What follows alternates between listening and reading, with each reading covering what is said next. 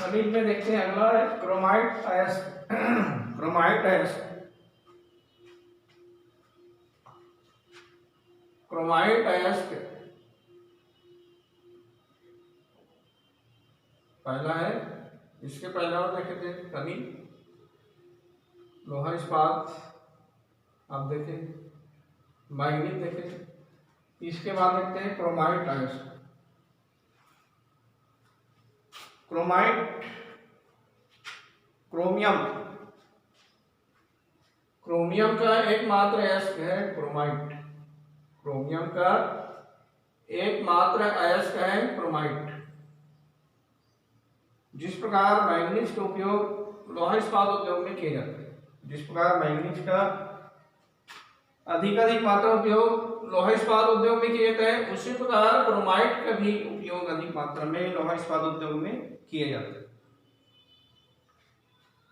जिस प्रकार मैंगनीज का उपयोग लोहा इस्पात उद्योग में किया जाता है, लोहे को कड़ा और मजबूत बनाने में किया जाता है, उसी प्रकार क्रोमाइट का भी उपयोग लोहा इस्पात उद्योग में किया जाता है। इसके उपयोग में क्या होता है, इसके उपयोग से, क्रोमाइट के उपयोग से क्या होता है, जो इस्पात होता है उसमें उच्च तापमान को सहन करने की क्षमता, उच्च तापमान को सहन करने वाली क्षमता का इस्पात बनाया जाता है। यदि लोहा इस्पात उद्योग में क्रोमाइट मिलाई जाती है तो कैसा हो जाता है, उच्च तापमान को सहन करने की क्षमता उसमें अधिक हो जाती है। यदि हम इस्पात में थोड़ी बहुत क्रोमियम मिलाते हैं, यदि इस्पात में थोड़ी बहुत क्रोमियम मिलाए जाते हैं या क्रोमाइट मिलाई जाती है, मतलब 3% लोहा इस्पात में यदि हम 3% क्या मिलाए, क्रोमाइट मिलाए, क्रोमियम की मात्रा यदि 3% तक है तो क्या होगा, उसमें रेती, कुल्हाड़ी, हथौड़ी, आप जानते हैं क्रोमियम में, लोहा इस्पात में यदि क्रोमियम मिलाई जाए 3%, क्रोमियम मिलाई जाती है 3%, तो क्या होता है, आरी, आप जानते हैं लकड़ी काटने वाला आरी होता है, हथौड़ा होता है, डलिया जानते हैं, कुल्हाड़ी, ये सब में क्रोमियम मिलाई जाती है। इससे क्या हो जाता है, उसमें लोहा क्या हो जाता है, कड़ा हो जाता है, कठोर बनता है। इसमें यदि थोड़ी बहुत मात्रा में 12 से 15%, यदि इसमें, और यदि 12 से 15% मिलाने पर, यदि इसमें आप क्रोमियम मिला दें 12% लोहा में, 12 से 15% यदि हम क्रोमियम मिला दें लोहा में, तो और क्या हो जाती है इसमें, उष्मा सहघर्षण, उष्मा सहघर्षण और संरक्षण सह इस्पात। यदि इसमें हम 12 से 15% और क्रोमियम मिला दें लोहा में, तो सहघर्षण, सहघर्षण को और संरक्षण को, संक्षारण जिसको हम कहते हैं, और इसका उपयोग रसोई घर में बर्तन बनाने के लिए, आरी, छुरी, कांटा, मशीन की जो बेरिंग होता है, इसमें इसका उपयोग किया जाता है। इस प्रकार हम देखें, क्रोमियम में यदि निकिल मिला दे, क्रोमियम यदि निकिल मिला दिया जाए तो क्या होता है, उसमें उच्च तापमान, वायु और अम्ल से होने वाली क्षरण को बचाता है। इस प्रकार हम देखें क्रोमियम का बहुत अधिक महत्व है। क्रोमियम में यदि मात्रा है, यदि 3% तक रहे तो उसके द्वारा हम हथौड़ी जैसे देखते हैं, कुल्हाड़ी जानते हो, टंगिया जी, और आरी, यदि इसमें 12% से 15% मिला लिया जाए तो सहघर्षण को सहन करने, संक्षारण इस्पात बनता है।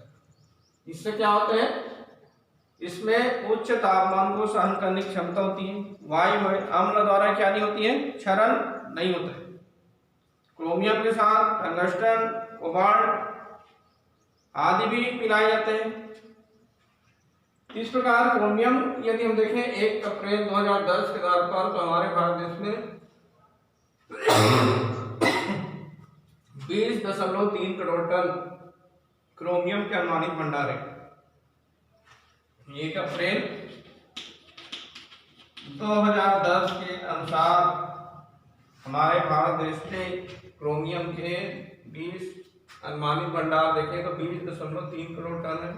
और सबसे ज्यादा यदि हम क्रोमियम देखें तो हमारे भारत देश में उड़ीसा में सबसे ज्यादा क्रोमियम पाया जाता है। दूसरा है टंगस्टन। टंगस्टन यदि आधुनिक धात्विक उद्योगों में यदि हम देखें आधुनिक धात्विक उद्योगों में इसका उपयोग किया जाता है। मिश्रित इस्पात, मिश्रित इस्पात जिसको हम क्या कहते हैं आजकल एलॉय स्टील कहते हैं।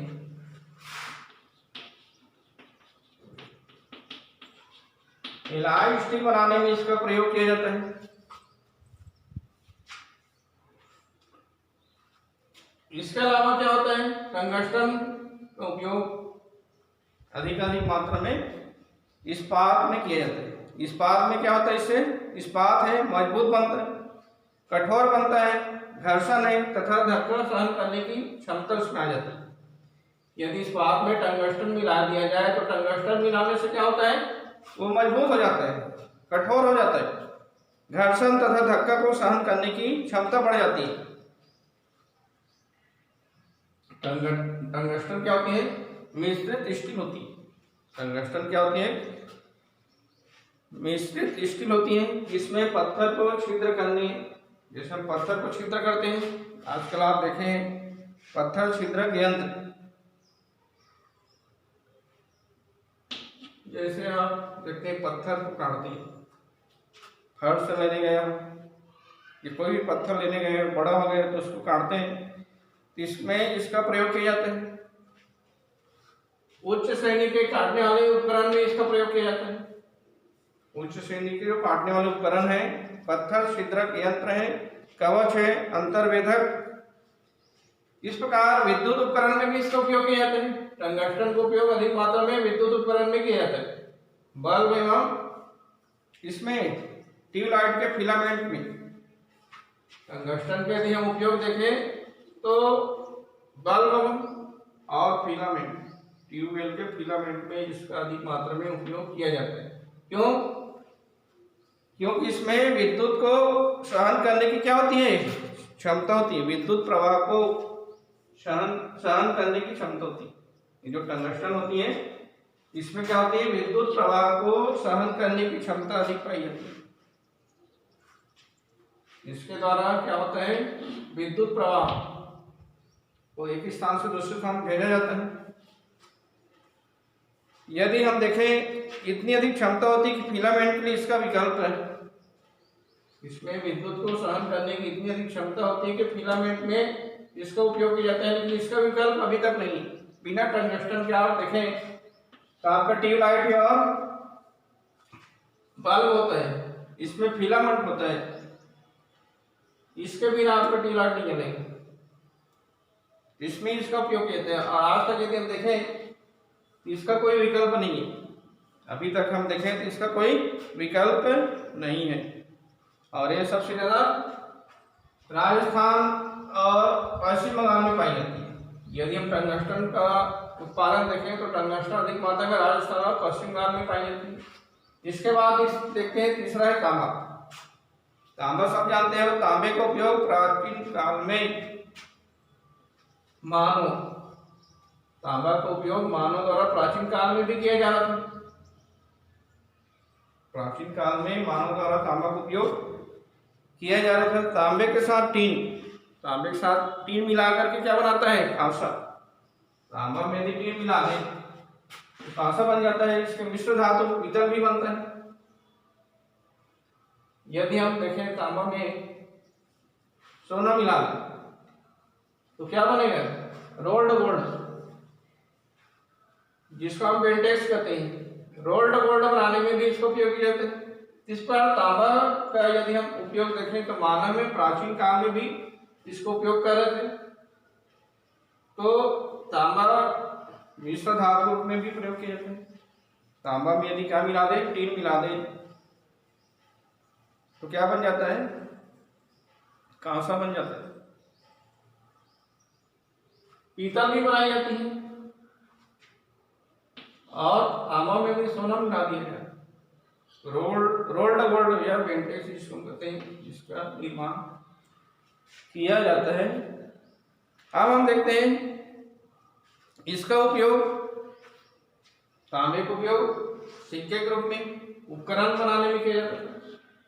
तांबे का उपयोग यदि हम देखें तो सिक्का के निर्माण में, उपकरण बनाने में इसका अधिक प्रयोग की जाती थी। और 19वीं सदी में बिजली का आविष्कार से, 19वीं सदी में क्या हुआ, बिजली का आविष्कार हुआ। तो बिजली का आविष्कार होने से क्या हुआ, विद्युत में, बिजली में इसका उपयोग बहुत अधिक बढ़ गया। 19वीं सदी में क्या हुआ, विद्युत का आविष्कार हुआ, बिजली का आविष्कार हुआ। तो विद्युत का आविष्कार होने से क्या हो गया, इसका अधिक मात्रा में उपयोग इसमें किया गया, विद्युत उपकरण बनाने में इसका अधिक मात्रा में उपयोग किया गया। आप सब जानते हैं तांबा है विद्युत का क्या होता है, सुचालक होता है। तांबा है बिजली का क्या होता है, सुचालक होता है। ताप और बिजली का सुचालक होता है। तांबा में ताप और बिजली का सुचालक होता है। आप देखें टंगस्टन जैसे बल्ब है, ट्यूबलाइट के फिलामेंट में इसका उपयोग किए थे। उसी प्रकार तांबे का भी उपयोग हम देखें तो विद्युत उपकरण और ताप, इसमें इसका अधिक मात्रा में की जाती है। यदि हम तांबे का उपयोग देखते हैं तो आधे से अधिक तांबा का उपयोग विद्युत उपकरण बनाने में किया जाता है। आधे से अधिक तांबे का उपयोग इसमें किया जाता है, विद्युत उपकरण बनाने में किया जाता है। टेलीफोन, टेलीविजन, रेफ्रिजरेटर, रेडियो है, रेल उपकरण है, हवाई जहाज है, जलयान है, इसमें अधिक मात्रा में तांबे का उपयोग किया जाता है। इसमें अधिक मात्रा में किया जाता है विद्युत उपकरण। विद्युत उपकरण में जैसे हम देखते हैं रेडियो, टेलीविजन, हवाई जहाज, जलयान, रेलगाड़ी, रेफ्रिजरेटर, रेल को उपकरण बनाने में, घरेलू उपयोग की अन्य चीजें, युद्ध सामग्री, इसके निर्माण में तांबे का उपयोग किया जाता है। अब यदि हम देखें तो हमारे भारत देश में 2010 के आधार पर तांबे की 155 करोड़ टन अनुमानित भंडार। यदि हमारे भारत देश में तांबे की अनुमानित भंडार 1 अप्रैल 2010 के आधार पर देखें तो 155 करोड़ टन है। और सबसे ज्यादा तांबा झारखंड, मध्य प्रदेश से प्राप्त है। ये हो गया तांबा।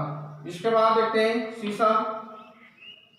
सीसा भी एक प्रमुख क्या है, वर्तमान में परिवहन, संचार और बिजली। वर्तमान में सीसा का उपयोग किसमें किया जाता है, परिवहन के साधन है, संचार के साधन है, बिजली है, बिजली के उत्पादन में होता है। इसका उपयोग किसमें होता है अधिक मात्रा में, परिवहन के साधन, संचार के साधन तथा बिजली के उत्पादन में अधिक मात्रा में इसका उपयोग की जाती है। यह क्या होती है, भारी होती है, नरम होती है। यह जो शीशा होता है क्या होता है, भारी, नरम और लचीला होता है। शीशा में भारी होता है, लचीला होता है और नरम होता है। इसका सर्वाधिक उपयोग विद्युत, इसका यदि हम सर्वाधिक उपयोग देते हैं देखें तो इसमें किया जाता है विद्युत उद्योग में, संचालक बैटरी बनाने में। इसका उपयोग अधिक मात्रा में संचालक बैटरी बनाने में तथा तार गढ़ने में इसका उपयोग किया जाता है। संचालक बैटरी बनाने में, स्टोरेज बैटरी बनाने में तथा तार गढ़ने में इसका अधिक मात्रा में उपयोग किया जाता है। रसायन उद्योग दूसरा उद्योग है, रसायन उद्योग में भी इसका उपयोग किया जाता है। रसायन उद्योग में टेट्राएथिल शीशा, रंग में भी इसका उपयोग किया जाता है, रंग बनाने में, प्लास्टिक बनाने में और कीटनाशक बनाने में इसका उपयोग किया जाता है। शीशा का उपयोग यदि हम देखें, दूसरा उपभोक्ता क्या है इसका, टेट्राएथिल शीशा, रंग, प्लास्टिक तथा कीटनाशक बनाने में इसका उपयोग किया जाता है। 1 अप्रैल 2010 के आधार पर यदि हम देखें तो हमारे भारत देश में 1 करोड़ टन शीशा के भंडार है।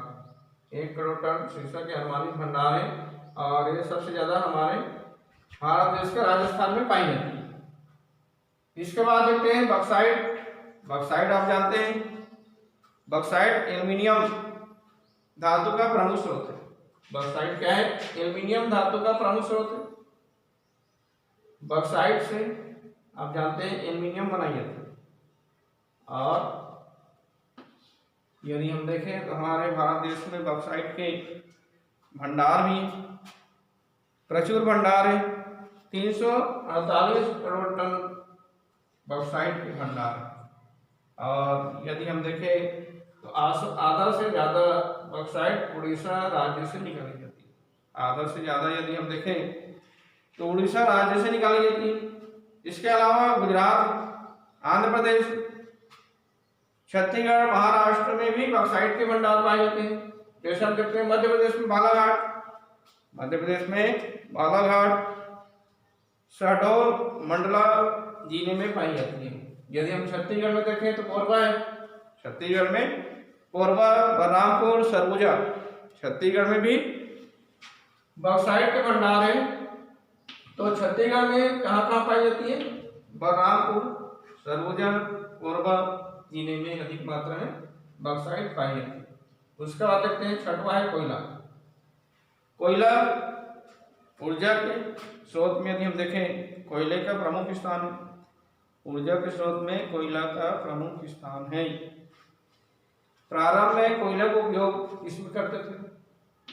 प्रारंभ यदि हम देखें तो कोयला का उपयोग बहुत पुराना है। प्राचीन काल में कोयले का उपयोग अधिक मात्रा में इसमें किया जाता था, ईंधन के रूप में किया जाता है। ईंधन मतलब जलाने के लिए इसका उपयोग किया जाता है। प्राचीन काल में कोयले का अधिक मात्रा में उपयोग ईंधन के लिए किया जाता है। इसके बाद यदि हम देखें तो क्या हो गया, औद्योगिकरण। 18वीं सदी के औद्योगिकरण, 18वीं सदी में उद्योग धंधों का विकास हुआ। तो उद्योग धंधों के विकास में कोयला का महत्वपूर्ण योगदान है। मतलब कोयला में औद्योगिकरण का एक प्रमुख आधार रहा है। 18वीं सदी में कोयला औद्योगिकरण का प्रमुख आधार रहा है। औद्योगिक उपयोग के परिवर्तनों से इसका उपयोग किया जाता है। अब हम देखते हैं 18वीं सदी में ही कोयला का उपयोग किसमें किया जाने लगा, लोहे को गलाने, लोहा जो कच्चा लोहा होता है उसको गलाने में इसका उपयोग किया जाता है। आज भी हम देख रहे हैं तो अधिक मात्रा में इस कोयले का उपयोग किसमें किया जा रहा है, लोहा इस्पात उद्योग में किया जा रहा है। लोहा इस्पात उद्योग में लोहे को गलाने के काम किया जाता है। इसके अलावा भाप चलित ईंधन है। भाप चलित ईंधन, इसमें इसका उपयोग किया जाता है। इस प्रकार रेलगाड़ी खींचने में, जहाज चलाने में, कारखाने की मशीन को चलाने में इसका उपयोग किया जाता है। कोयले का उपयोग भाप इंजन को चलाने में किया जाता है। अब भाप इंजन में रेलगाड़ी खींचना है, उद्योग धंधों को चलाना है, जहाज को चलाना है, कारखानों को चलाना है, तो इसमें इसका अधिक मात्रा में कोयले का उपयोग किया जाता है। वर्तमान यदि हम देखें तो कोयले के बिना, वर्तमान में कोयले के बिना उद्योग धंधों का संचालन संभव नहीं। और इसके साथ साथ यदि देखें तो बिजली में भी इसका अधिक मात्रा उपयोग किया जाता है। कोयले का उपयोग बिजली उत्पादन में भी किया जाता है। आप देख रहे हैं कई जगह बिजली उत्पादन किए जाते हैं। एनटीपीसी जैसे आप सुने होंगे, कोयले के द्वारा बिजली बनती है। इस प्रकार कोयले के द्वारा भी बिजली उत्पादन किया जाता है। अब यदि हम देखें 2006 में 1200 मीटर की गहराई, 2006 में 1200 मीटर की गहराई में कोयले के क्या पाए गए, भंडार पाए गए, और इसका अनुमानित भंडार 253 अरब टन है। 1200 मीटर की गहराई तक कोयले की लगभग 253 अरब टन इसके भंडार है। अब हम देखते हैं कोयला, कोयले के अलग अलग प्रकार है, जैसे लौह अयस्क के प्रकार, उसका कोयले के प्रकार है एंथ्रेसाइट,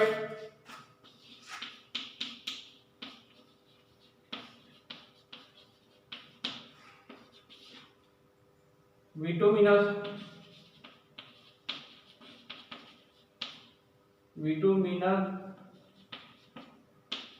लिग्नाइट, और चौथा है पीट। कोयले के प्रकार हैं, एंथ्रेसाइट कोयला में ये उच्च कोटि के कोयला, एंथ्रेसाइट के कोयला में उच्च किस्म की कोयला जिसमें ताप की मात्रा अधिक होती है, राख की मात्रा कम होती है। ताप की मात्रा अधिक होती है और राख कम होता है, राख कम निकलते हैं, धुआं कम निकलता है। ये उत्तम किस्म की कोयला है। इसके बाद अगर देखें तो हमारे भारत में जो बिटुमिनस कोयला है, बिटुमिनस कोयला पाई जाती है, इसमें 50 से 55% तक क्या पाई जाती है, इसमें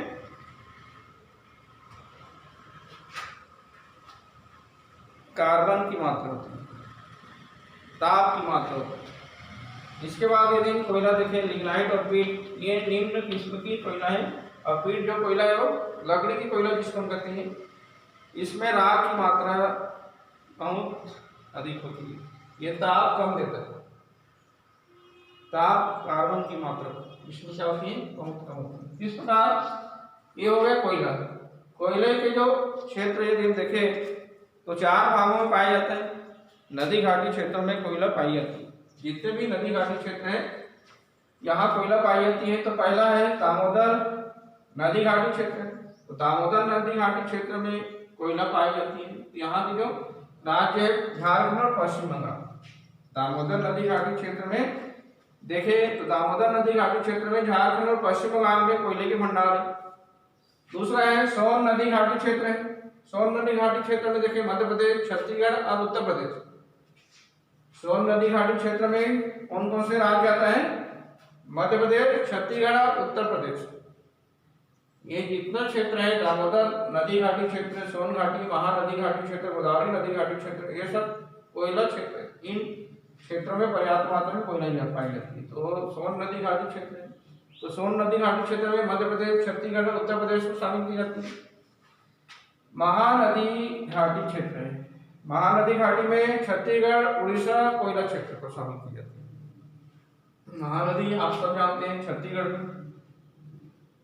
और उड़ीसा, इन क्षेत्रों में अधिक मात्रा में कोयले के भंडार है। चौथा है गोदावरी नदी घाटी क्षेत्र।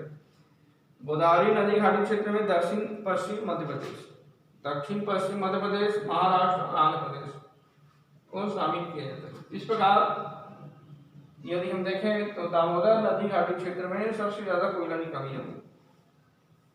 दामोदर नदी घाटी क्षेत्र में सबसे ज्यादा कोयला के भंडार है, जिसको दामोदर नदी घाटी में झारखंड और पश्चिम बंगाल, झारखंड और पश्चिम बंगाल में कोयले के सबसे ज्यादा भंडार है। इस प्रकार ये हो गया कहाँ कहाँ कौन कौन से क्षेत्र है जहाँ कोयला पाई जाती है। ये हो गया खनिज।